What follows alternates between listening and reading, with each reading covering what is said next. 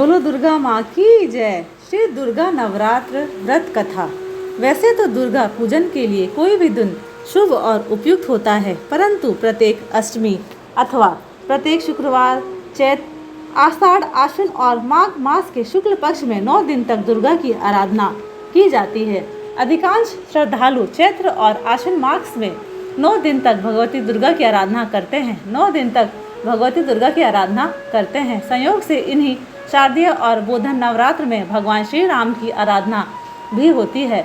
नवरात्र के संबंध में पौराणिक कथाओं के अतिरिक्त निम्नलिखित कथा भी प्रचलित है। देवताओं के गुरु बृहस्पति ने एक बार ब्रह्मा जी से पूछा, हे ब्रह्मा, आप सभी शास्त्रों को जानने वाले हैं, आप कृपा करके बताएं कि माँ भगवती की प्रसन्नता के लिए किया जाने वाला नवरात्र व्रत क्यों किया जाता है। इस व्रत को पहले किसने किया और इस व्रत का फल क्या है। श्री ब्रह्मा जी ने कहा, हे देव गुरु, आपने जगत के कल्याण के लिए यह अच्छा प्रश्न किया है। प्रत्येक वर्ष चैत्र, आषाढ़, आश्विन और माघ मास के शुक्ल पक्ष को नवरात्र व्रत किए जाते हैं। इन चारों में भी चैत्र और आश्विन माघ के नवरात्र प्रमुख माने गए हैं। इन नवरात्रों में व्रत करने वालों की सभी कामनाएं पूर्ण होती हैं। माँ भगवती की कृपा से व्रत पूजन और कथा श्रवण के साथ दान पुण्य करने वाला मोक्ष का अधिकारी बनता है। नवरात्र व्रत करने वाला धन, विद्या, पुत्र आदि प्राप्त करता है। इस व्रत को न करने वाला मनुष्य उत्तम धन से रहित होकर पृथ्वी पर सम्मान नहीं पाता। यदि इस व्रत को करने वाला मनुष्य पूरे दिन का उपवास न कर सके तो एक समय भोजन कर ले और उस दिन बांधों सहित नवरात्र व्रत कथा का श्रवण करे। हे बृहस्पति, जिसने पहले इस महाव्रत को किया उसका पवित्र इतिहास मैं तुम्हें सुनाता हूँ। इस प्रकार ब्रह्मा जी का वचन सुनकर बृहस्पति जी बोले, इस कल्याणकारी व्रत के इतिहास को मैं सावधान होकर सुन रहा हूँ, कृपा सविस्तार कहें। ब्रह्मा जी बोले, पीठत नामक मनोहर नगर में सुनाथ नाम का एक ब्राह्मण रहता था। वह भगवती दुर्गा का परम भक्त था। उसके परिवार में सुमति नाम की एक अत्यंत सुंदर पुत्री पैदा हुई। वो कन्या अपने पिता के घर में शुक्ल पक्ष की चंद्रकला के समान बढ़ने लगी। उसका पिता प्रतिदिन दुर्गा की पूजा और होम करता था। कन्या भी नियम से पूजा में उपस्थित होती थी। एक दिन सुमति अपनी सखियों के साथ खेल में लग गई और भगवती के पूजन में देर से उपस्थित हुई। ब्राह्मण ने समझा कि उसकी पुत्री की पूजा में रुचि नहीं है, वह अपना बनाव श्रृंगार ही जरूरी समझती है। उसने क्रोध में आकर सोचा, मैं इसे अब ऐसी जगह विवाह दूंगा जहाँ इसका रूप रंग व्यर्थ हो जाए। यह सोचकर ब्राह्मण ने कहा, बेटी, तू मेरा कहा नहीं सुनती है, तेरा बहुत बुरा होगा। पुत्री ने बड़ी विनम्रता से कहा, पिताजी, माँ मेरी रक्षक है, भाग्य का लिखा मिटता नहीं। पुत्री की ऐसी बात सुनकर पिता को क्रोध आया और पुत्री से कहने लगा, पुत्री, तूने भगवती का पूजन नहीं किया, अब मैं कुष्ठी और दरिद्री के साथ तेरा विवाह करूंगा। इस प्रकार कुपित पिता का वचन सुनकर सुमति को बड़ा दुख हुआ। वह बोली, पिताजी, मैं आपकी कन्या हूँ, सब तरह से आपके अधीन हूँ, जहाँ आपकी इच्छा हो वहाँ मेरा विवाह कर सकते हैं। होगा वही जो मेरे भाग्य में लिखा है। मेरा तो इस पर पूर्ण विश्वास है। मनुष्य अनेक मनोरथों का चिंतन करता है, पर होता वही है जो विधाता ने भाग्य में लिखा है।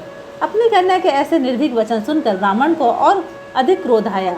उसने अपनी कन्या का विवाह एक कुष्ठी के साथ कर दिया और बोला, देखता हूँ कि भाग्य के भरोसे रहकर अब तू क्या करेगी। इस प्रकार पिता के कठोर व्यवहार को देख सुमति अपने पति के साथ वन में चली गई। इस भयावने वन में सुमति और उसके पति ने रात कष्ट से बिताई। सारी रात वह दंपति भगवती का ध्यान करता रहा। माँ बड़ी दयालु है। सुमति का दुख देख द्रवित होकर भगवती प्रकट हो गई। वह सुमति से कहने लगी, हे पुत्री, मैं तुम पर प्रसन्न हूँ, तुम जो चाहो वरदान मांग सकती हो। मैं प्रसन्न होने पर वनवांछित फल देने वाली हूँ। इस प्रकार भगवती दुर्गा का वचन सुन सुमति ने पूछा, आप कौन हैं जो मुझसे प्रसन्न हुई हैं? यह सब मुझसे कहें और अपनी कृपा दृष्टि से मुझ दीन दासी को कृतार्थ करें। सुमति का वचन सुनकर देवी बोली, मैं आदिशक्ति हूँ और मैं ही ब्रह्म विद्या और सरस्वती हूँ। मैं प्रसन्न होने पर प्राणियों का दुख दूर कर उनको सुख प्रदान करती हूँ। सुमति माँ के चरणों में गिर गई। उसने हाथ जोड़कर पूछा, हे माँ, किन कारणों से मेरी यह दुर्गति हुई है? इस जन्म में तो मैंने कोई पाप नहीं किया। आप कृपा करके मेरे पूर्व जन्म के बारे में बताएं। भगवती ने कहा, मैं तुम्हें तुम्हारे पूर्व जन्म का वृत्तांत सुनाती हूँ। तुम पूर्व जन्म में निषाद भील की पतिव्रता स्त्री थी। एक दिन तुम्हारे निषाद पति ने चोरी की। चोरी करने के कारण तुम दोनों को सिपाहियों ने पकड़ लिया और कारागृह में डाल दिया। उन लोगों ने तुम्हें और तुम्हारे पति को भोजन नहीं दिया। भाग्य से वह दिन नवरात्र था। नवरात्र में तुमने ना तो खाने को अन्न मिला और ना पीने को जल मिला। इस प्रकार 9 दिनों तक नवरात्र का व्रत हो गया। हे सुमति, उन दिनों में जो व्रत हुआ उस व्रत के प्रभाव से प्रसन्न होकर तुम्हें उत्तम परिवार मिला था। उसी जन्म के व्रत के प्रभाव से मैंने दर्शन दिए हैं। अब तुम्हें मनवांछित वस्तु मिल रही है, तुम्हारी जो इच्छा हो सो मांगो। माँ दुर्गा के इस प्रकार के वचन सुन सुमति बोली, अगर आप मुझ पर प्रसन्न हैं तो हे माँ, कृपा मेरे पति का कोढ़ दूर कर दें। देवी बोली, उन दिनों जो तुमने जो व्रत किया, उस व्रत के मात्र एक दिन का पुण्य अपने पति को कोढ़ ठीक करने के लिए अर्पण करो। मेरे प्रभाव से तुम्हारा पति कोढ़ से रहित हो जाएगा। माँ दुर्गा की महिमा अपरंपार है। किसी भी जन्म में किया गया पुण्य, उनका नाम स्मरण, व्रत आदि भक्त को मनचाहा वरदान देता है। श्री ब्रह्मा जी ने कहा। देवी के वचन सुनकर सुमति बहुत प्रसन्न हुई। अपने पति को निरोग करने की इच्छा से माँ दुर्गा को प्रणाम कर बोली, माँ तुम मुझ पर कृपा करो और अपने पूजन का फल देकर मेरे पति को निरोग कर दो। तत्क्षण ही सुमति के पति का शरीर भगवती दुर्गा की कृपा से कांति युक्त हो गया। पति की मनोहर देह को देख सुमति माँ की स्तुति करने लगी। उसने कहा, हे दुर्गे, आप दुर्गति को दूर करने वाली, तीनों लोगों का संताप हरने वाली, समस्त दुखों को दूर करने वाली, रोगी मनुष्य को निरोग करने वाली, प्रसन्न होने पर मनवांछित वस्तु देने वाली और दूसरों का नाश करने वाली हैं। सारे जगत की आप ही माता और पिता हैं। हे अम्बे, मेरे छोटे से अपराध पर मेरे पिता ने एक कुष्टी के साथ मेरा विवाह किया था। आपने मेरा उद्धार किया है। हे देवी, मैं आपको प्रणाम करती हूँ, आपने मुझ दीन की रक्षा की। इस प्रकार वंदना कर सुमति माँ के चरणों में गिर पड़ी। ब्रह्मा जी बोले, बृहस्पति, सुमति ने मन से देवी की स्तुति की थी, इसलिए देवी बहुत संतुष्ट हुई। वह सुमति से बोली, हे पुत्री, तेरे उद्दालक नाम का अति बुद्धिमान, धनवान, कीर्तिमान और जितेंद्रिय पुत्र पैदा होगा। ऐसा कहा देवी उससे फिर कहने लगी, हे पुत्री, और भी कुछ तेरी इच्छा हो तो मांग सकती है। भगवती दुर्गा के वचन सुनकर सुमति बोली, हे दुर्गे, अगर आप मुझ पर प्रसन्न हैं तो कृपा कर मुझे नवरात्र व्रत विधि बतलाइए। हे दयावती, जिस विधि से नवरात्र व्रत करने से आप प्रसन्न होती हैं, उस विधि और उसके फल का विस्तार से वर्णन करें। सुमति के वचन सुनकर देवी बोली, हे पुत्री, मैं तुम्हारे लिए संपूर्ण पापों को दूर करने वाली नवरात्र व्रत विधि बतलाती हूँ, जिससे मनुष्य पापों से छूटकर मोक्ष की प्राप्ति करता है। आश्विन मास के शुक्ल पक्ष की प्रतिपदा से लेकर 9 दिन तक विधि पूर्वक व्रत करें।